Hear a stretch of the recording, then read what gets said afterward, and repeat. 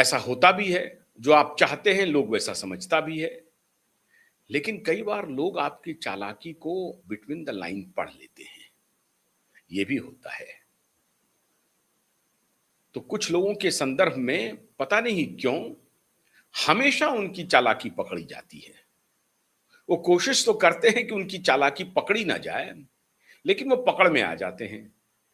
अब ताजा उदाहरण आ रहा है इस कॉकरोच पार्टी का।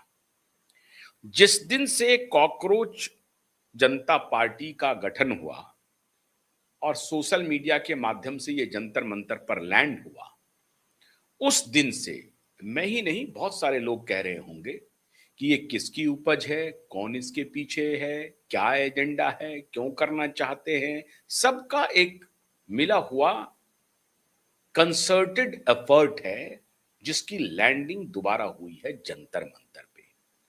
और बहाना बनाया गया है धर्मेंद्र प्रधान।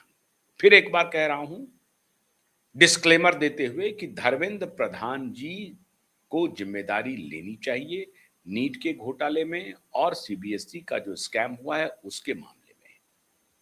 हालांकि उसके बाद भी पेपर लीक अभी तक रुका नहीं है, अभी भी चल रहा है। लेकिन नीट की जो अभी जो परीक्षा हुई है वो अब तक जो री एग्जामिनेशन हुआ है उसके लीक होने की कोई खबर नहीं आई है।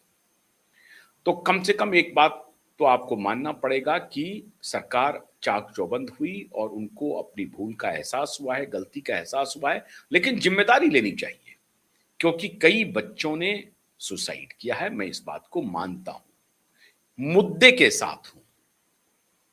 लेकिन मुद्दे को सामने रख करके जो षड्यंत्र किया जा रहा है उसको एक्सपोज क्यूबाइब नेटवर्क ने पहले दिन किया। और आज जो मेरा एक्सपोजे था, जो क्यूबाइब नेटवर्क का एक्सपोजे था, आज वो पूरी तरह से साबित हो गया कि जो कुछ भी क्यूबाइब नेटवर्क ने कहा था वो संपूर्ण रूप से सत्य था। क्या हुआ आज? पिछले 7 दिनों से जंतर मंतर पे कॉकरोच पार्टी का प्रदर्शन चल रहा है।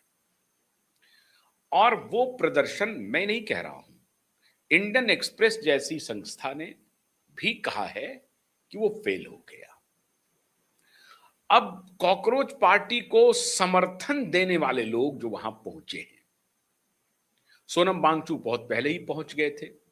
28 जून से उन्होंने भूख हड़ताल शुरू किया और कल 1 जुलाई को कुछ बड़े बड़े महारथी पहुंचे। उसमें से एक महारथी की मैं इज्जत करता हूं एडवोकेट के रूप में, और मैं बार बार कहता हूं उनसे मेरे मेरे अच्छे संबंध हैं, लेकिन एक एडवोकेट के रूप में और कुछ मुद्दों पर कोविड के दौरान उन्होंने जो मुद्दे उठाए थे मैं उससे सहमत था, आज भी सहमत हूं, आगे भी सहमत रहूंगा। लेकिन और जो बाकी मुद्दे हैं उस पर मेरी असहमति रहती है, मैं उस पर सहमत नहीं हूं। अभी जो एजेंडा चल रहा है मित्रों, अब ये एजेंडा देखिए। मैंने कहा था आपको कि कॉकरोच पार्टी के पीछे बहुत बड़ा षड्यंत्र है और आज वो षड्यंत्र सामने आ गया।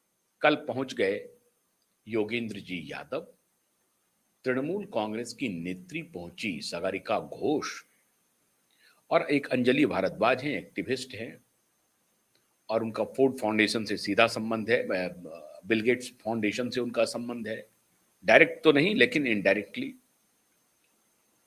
ऑक्सफोर्डियन है अंजलि भारद्वाज जी। तो अब उस तरह से मैं नहीं कह सकता हूं कि पूरी तरह से वो एंटी नेशनल कोई काम कर रही है, मैं ऐसा तो नहीं कह सकता। लेकिन रिश्ते हैं इन सारे संस्थानों से जो संस्थान संदेह के घेरे में हैं। लेकिन मैं अंजलि भारद्वाज पर कोई संदेह स्थापित नहीं कर पा रहा हूं, या नहीं, मैं कोई आरोप नहीं लगा रहा हूं, लेकिन वो उन संस्थानों से जुड़ी हुई हैं जो संदेह के घेरे में हैं। अब श्रीमान योगेंद्र जी पहुंचे, योगेंद्र यादव जी पहुंचे उनको समर्थन देने के लिए, और मैंने शुरुआत में ही कहा था कि इस सबके पीछे ये संगठन जरूर होगा। और ये अंततः अभी ये जो अभिजीत दिपके हैं, या जो दास है, या जो आशुतोष करके एक व्यक्ति था वो है, वो सब आम आदमी पार्टी से निकले हुए हैं। ये जो दास है, ये वरुण दास की पता नहीं कौन दास है, मैं नाम भूल जाता हूं, ये दास तो कारावान मैगजीन के लिए काम करता था और वो अभी एक दो आर्टिकल भी छापा था। इन्हीं की आरटीआई को आधार बना करके, आरटीआई को मतलब ये सभी षड्यंत्रकारी हैं। आरटीआई को आधार बना करके अरविंद केजरीवाल की जो सुनवाई हो रही थी स्वर्णकांता शर्मा की अदालत में, उनके खिलाफ आरोप लगाया कि स्वर्णकांता शर्मा गई थी अधिवक्ता परिषद की मीटिंग में, उनके बेटे बेटी सरकारी पैनल पर हैं, इसलिए वो न्याय नहीं कर सकते। इसी सज्जन दास का वो रिपोर्ट थी, इसी को आधार बना करके उन्होंने ये कहा था। तो इसका मतलब ये था नहीं, ये लोग सब बिहाइंड द कर्टेन बात करते हैं और फिर षड्यंत्र निकालते हैं कि कौन सा तरीका निकाला जाए, किसको आज फ्लैश किया जाए मीडिया में। तो ये सभी एक ही हैं और फिर वही संगठन दलितों और मुस्लिमों का एक गठजोड़। लेकिन अच्छी बात यह रही कि बड़े मुस्लिम संगठनों ने इस बार खुद को इससे अलग रखा। उनके अपने कारण हैं, वो इसमें जाना नहीं चाहते। वो चाहते हैं कि अगर मूवमेंट बन जाए, कोई पॉलिटिकल पार्टी पिक कर ले, उसके साथ खड़े हो जाएंगे। और ये पूरा मूवमेंट बटा हुआ है। कांग्रेस पार्टी के नेता नहीं गए यहां पर, क्योंकि कांग्रेस पार्टी राहुल गांधी अलग गीत गा रहे हैं। समाजवादी पार्टी के कोई नेता नहीं गए यहां पर। टीएमसी की वो नेता पहुंची हैं जो नेता नहीं है, जंतर मंतर पर जाने में उनको अच्छा लगता होगा तो वो पहुंच गई है। लेकिन ये तो जिनको प्रधानमंत्री मोदी कहते थे आंदोलनजीवी, हालांकि मैं ऐसा नहीं कहता हूं और मुझे कहना भी नहीं चाहिए। आंदोलन करना कोई आंदोलनजीवी बात नहीं है, लेकिन अगर किसी में उनको अपेक्षा लग रही है कि ये आंदोलन बड़ा हो सकता है, लेकिन ये बड़ा हो सकता है किसके खिलाफ? आरएसएस के खिलाफ, भारतीय जनता पार्टी के खिलाफ। तो एजेंडा ये नहीं है धर्मेंद्र प्रधान को हटाओ। पूरे भाषण में लगभग 15-20 मिनट का उन्होंने भाषण दिया। उस पूरे भाषण में 15-20 मिनट के भाषण में एक या दो बार नीट का नाम आया, बाकी बार वो वही बात कह रहे थे वो जो उस अपने विश्वविद्यालय में कहा करते हैं, जो दक्षिणी दिल्ली में है, जिस विश्वविद्यालय के वो प्रोडक्ट हैं। उस विश्वविद्यालय परिसर में जितनी बात वो कहते थे, या जिस तरह से जो वहां का स्टूडेंट यूनियन है, लेफ्ट लीनियन स्टूडेंट यूनियन, जो सारी बातें एग्रेसिवली कहता है, ठीक वही सारी बात योगेंद्र जी वहां पर कह रहे थे। कच्छाधारी, ये शब्द है उनके, कच्छाधारी। कच्छाधारी क्या अपॉइंटमेंट हो रहा है विश्वविद्यालयों में? ढेले भर का ज्ञान नहीं है, ऐसे लोगों का अपॉइंटमेंट हो रहा है, कच्छाधारी के कहने पर हो रहा है। इस तरह की भाषा का प्रयोग कर रहे हैं।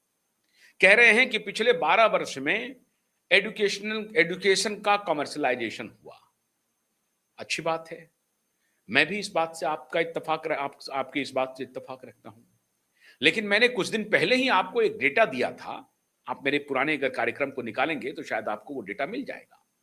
2004 से 2014 तक जो कमर्शलाइजेशन हुआ ना, वो अद्भुत हुआ। और उसी कमर्शलाइजेशन की उपज है अशोका यूनिवर्सिटी, उसी कमर्शलाइजेशन की उपज है टाइम्स ग्रुप। ये 2012 में नहीं बना, 14 में नहीं बना है टाइम्स ग्रुप का। उसी कमर्शलाइजेशन का है जिंदल यूनिवर्सिटी, उसी कमर्शलाइजेशन का उपज है नाडार यूनिवर्सिटी, उसी कमर्शलाइजेशन की उपज है, अभी आप देखेंगे दिल्ली और चंडीगढ़ रोड पर आप चले जाएंगे तो कितने विश्वविद्यालय आपको सोनीपत पानीपत में मिल जाएंगे। आज